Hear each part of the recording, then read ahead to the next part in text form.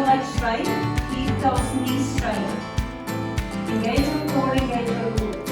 And we will gonna hold for 1 minute. If this is too easy, you can put your feet together. If this is too easy, you can lift one leg up and put on other heel. Hold a couple seconds here, and then you can switch.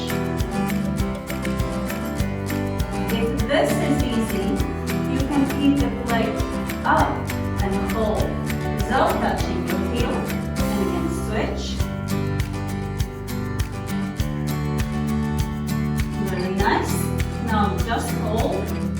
Keep those legs very straight, or do whatever you think you want to do. You want to make it harder or easier.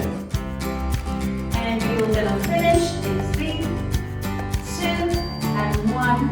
And great job. Down the knees, and you are done.